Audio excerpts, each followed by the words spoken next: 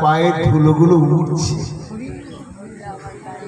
তা সেই ধুলোতে আমি মহাপবিত্র হব বলে আমি ভক্তের পেছনে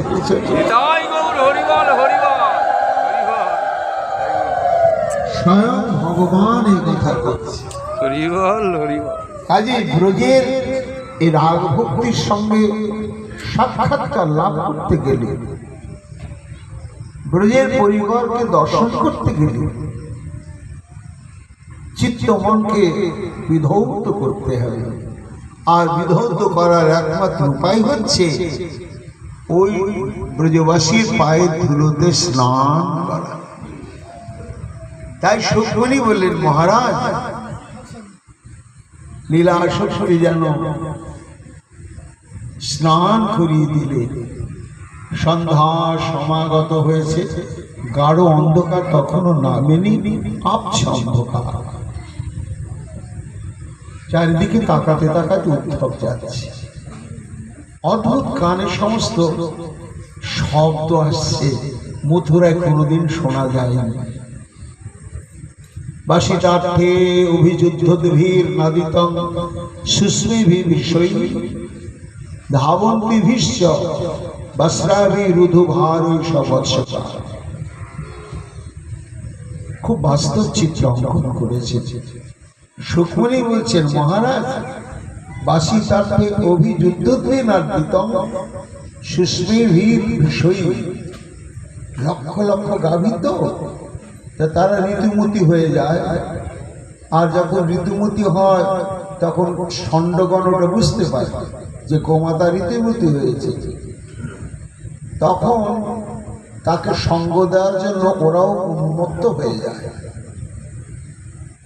এখন উদ্ধব দেখছে যে এইরকম ঋতুমতি গাভীগণের সঙ্গ প্রভাবে একটা দুটো ষাঁড় নয় তো, ষাঁড়ও বহু বহু। কোন ষাঁড় গোমাতার সঙ্গ করবে এই নিয়ে ষাঁড়ে ষাঁড়ে যুদ্ধ হচ্ছে। যুদ্ধে হারিয়ে দিয়ে যে বলবান হবে সেই গিয়ে গোমাতার সঙ্গ করবে। ধাবন্তে ভীষ্ম বস্রাভি রুধো ভারী। আর কি চোখে পড়ল, সমস্ত ব্রজের গাভীগণের যে পালান বা একেবারে দুধে ভারাক্রান্ত হয়ে মাটিতে ঠেকার উপক্রম হয়েছে, এবং তাতে একটা যন্ত্রণা হচ্ছে। এবং তাড়াতাড়ি বাছুরগুলো এসে দুগ্ধ পান করুক, এইভাবে লক্ষ লক্ষ গাভী ধীর গতিতে তাদের স্ফীত স্থূল পালানকে আন্দোলিত করতে করতে নিজে নিজের বাছুরকে চিৎকার করে ডাকছে। এই দৃশ্যটা পড়ল উদ্ধবের চোখে, কোনোদিন দেখেনি সব উদ্ধব। এই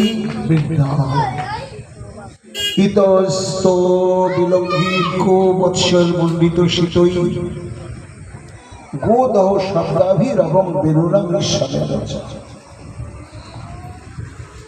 আর কি দেখলেন, আবছন্নকারের মধ্যে লেজ তুলে লাফালাফি করছেন সমস্ত হাজার হাজার বাছুর। কেমন বাছুর? শীতই সাদা ধবধবে। পরীক্ষিত কি প্রশ্ন করছেন, শুধু সাদা রঙেরই বাছুর গুরুদেব, আর অন্য রঙের বাছুর কি ছিল না? সুখমণি বলছেন, মহারাজ ছিল, কিন্তু আবছা অন্ধকারে সাদা রংটাই চোখে পড়ে বেশি। আবছা অন্ধকারে অন্যান্য রঙের বাছুরকে দেখা যাচ্ছে না স্পষ্টভাবে, সাদা বাছুরগুলো কি দেখা যাচ্ছে। তারাও লেজ তুলে লাফালাফি করছে মায়ের সঙ্গ পাওয়ার জন্য। আর একটু রক্ত এগিয়ে গেল, দেখছি গোষ্ঠ, সেখানে শত শত গোপেরা গাভী দহন করছেন। গোদহ শব্দাভির এবং, আর নানা রকম, আরে ভাঁড় পড়ে গেল, আর একটা ভাঁড় নিয়ে এসো, এই বাছুরটা ধরো, এই দহন হয়ে গিয়েছে, গাইটাকে ছেড়ে দাও, বাছুরটাকে দুধ খেতে দাও। লক্ষ লক্ষ গোপের কণ্ঠে ঠিক এই সমস্ত শব্দ কানে আসছে। কোথাও দেখছে শ্রীকৃষ্ণের সখাগণ বাঁশি নিয়ে অদ্ভুত ভাবে বাঁশি বাজাচ্ছে। উদ্ধব এইসব জীবনে কোনোদিন স্বপ্নেও দেখেনি, ভাবেনি।